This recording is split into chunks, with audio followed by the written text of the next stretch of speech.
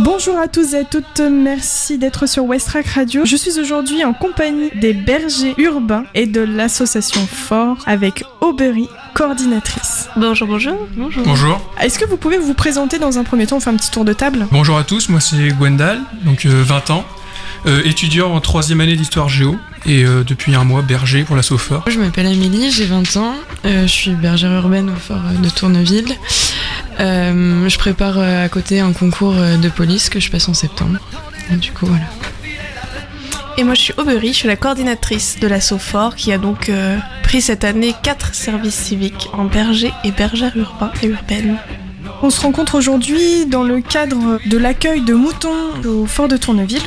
Tout à fait, puisque au Fort de Tourneville, il y a 3,5 hectares d'espace vert, dont 1,5 hectare d'éco-pâturage. C'est donc la ferme de la Marcavelière qui nous met à disposition des moutons. Et les moutons arrivent jeudi 25 avril au Fort de Tourneville. Et cette année, il y aura une petite nouveauté, mais ça c'est un peu une surprise que je vous laisse découvrir le jour même. C'est pas juste. D'accord, donc en fait il faudra venir le jour même au Fort. Il faudrait venir le week-end, puisqu'il fera beau, il fera chaud, on aura les moutons, et puis on vous laissera découvrir la nouveauté cette année.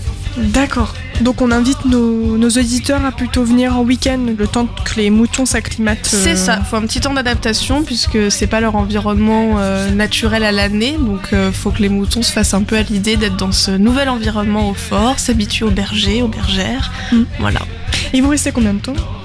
Il reste 8 mois jusqu'en novembre. Donc vous, Gwendal et Amélie, vous êtes nouvellement berger, alors qu'est-ce que ça fait d'être berger urbain?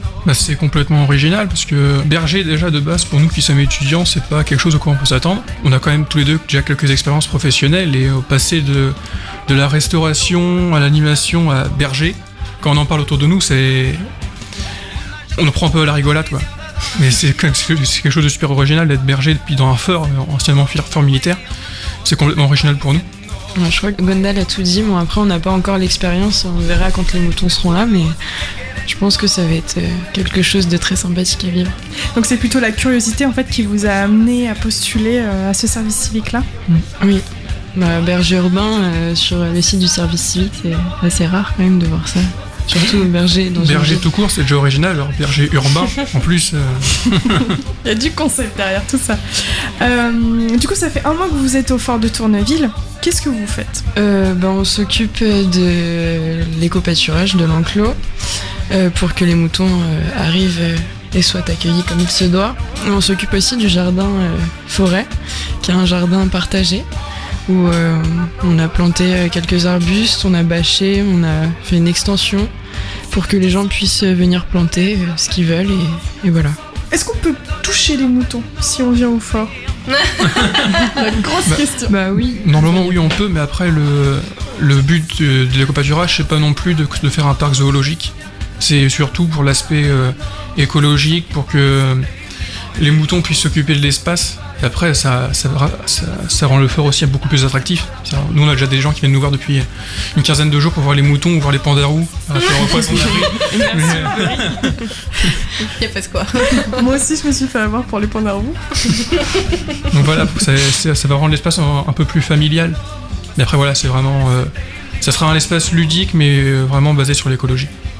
Je sais pas, je pense que ça va dépendre de la ferme, mais est-ce que vous allez pouvoir garder la laine des moutons ou...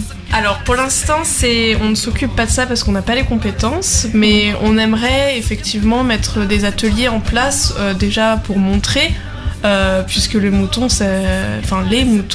il y a beaucoup d'activités qu'on peut faire avec. Donc il y a l'aspect éco-pâturage évidemment, il y a l'aspect animal, il y a la laine, il y a l'aspect lait, puisque ce sont des brebis et pas des moutons qui viennent au fort. Donc on aimerait effectivement sensibiliser, l'éco-pâturage nous sert à sensibiliser les publics et les usagers du fort aux différents aspects de la vie de la ferme et de l'éco-pâturage. Est-ce que vous avez un dernier mot pour cette interview? Venez nombreux cet été jusqu'au mois de novembre pour voir les moutons. On sera là pour partager notre expérience avec vous. N'hésitez pas aussi à venir visiter, à nous parler. On mange personne encore, donc ça va. Et si vous venez, n'hésitez pas surtout à poser des questions, puisque les bergers et les bergères sont aussi là pour vous renseigner et faire de la médiation. Donc si vous avez des questions, n'hésitez pas. Je vous remercie à tous. Merci. Merci.